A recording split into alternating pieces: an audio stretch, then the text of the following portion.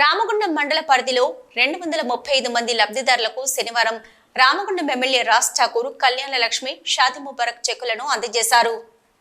ఈ మేరకు Godavarikhani MLA camp కార్యాలయంలో ఏర్పాటు చేసిన చెక్కుల పంపిణీ కార్యక్రమంలో ఎమ్మెల్యే పాల్గొని 235 మంది లబ్ధిదారులకు 2,35,27,260 రూపాయల చెక్కులను లబ్ధిదారులకు అందించారు. ఈ సందర్భంగా ఎమ్మెల్యే మాట్లాడుతూ ప్రతి ఆడబిడ్డకు అండగా ప్రభుత్వం ఉంటుందని, మహిళల అభ్యున్నతికి కాంగ్రెస్ ప్రభుత్వం పెద్దపీట వేస్తుందని అన్నారు. మహిళా సాధికారతని కాంగ్రెస్ పార్టీ లక్ష్యమని, ప్రజా సంక్షేమానికి ప్రభుత్వం పెద్దపీట వేస్తుందన్నారు. కాంగ్రెస్ ప్రభుత్వం పేదల ప్రభుత్వమని, పేదల సంక్షేమానికి అనేక పథకాలను ప్రవేశపెడుతుందని తెలిపారు. ముఖ్యంగా వ్యవసాయాన్ని పండగ చేయడానికి ప్రభుత్వం కృత నిశ్చయంతో ఉందని, అందులో భాగంగా రైతులకు రుణమాఫీ, రైతు భరోసా, రైతు బీమా, పంటల బీమా పథకాలతో రైతన్నలను ఆదుకుంటుందన్నారు.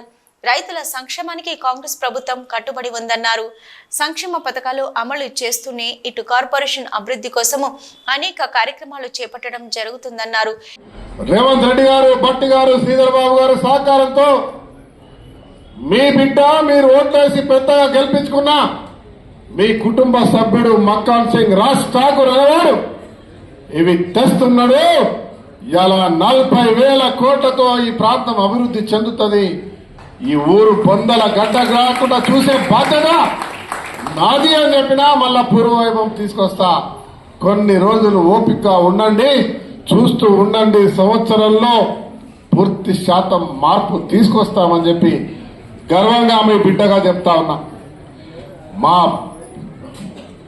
నిరంతరం జరిగే ప్రక్రియలు గతంలో మరి ఈ రకంగా పిలిచి ఇచ్చినారో లేదో తెలియదు, కానీ ఇది 5వ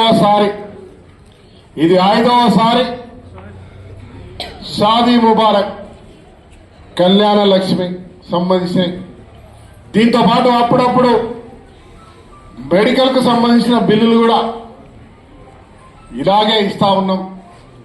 సీఎం రిలీఫ్ ఫండ్, సీఎం తర్వాత ఎల్ఓసీలు లక్షల రూపాయలు ఇస్తా ఉన్నాం. ఒక్కొక్కరికైతే 16-12 లక్షల రూపాయలు ఎల్ఓసీలు కూడా ఈ మధ్య కాలంలో నేనే స్వయంగా ఇప్పిస్తానని చెప్పి గర్వంగా చెప్తా ఉన్నా. ఒక పేషెంట్ ఇబ్బంది పడతా ఉంటే ఆరోగ్యశ్రీలో రాదంటే సీఎం గారితో మాట్లాడి ఎల్ఓసీలు 13 లక్షల రూపాయలు ఇప్పించినటువంటి చరిత్ర కూడా మనకే దక్కిందన్న విషయాన్ని చెప్తా ఉన్నా. ఈ కార్యక్రమంలో రెవెన్యూ అధికారులు, కార్పొరేటర్లు, కాంగ్రెస్ పార్టీ నాయకులు తదితరులు పాల్గొన్నారు.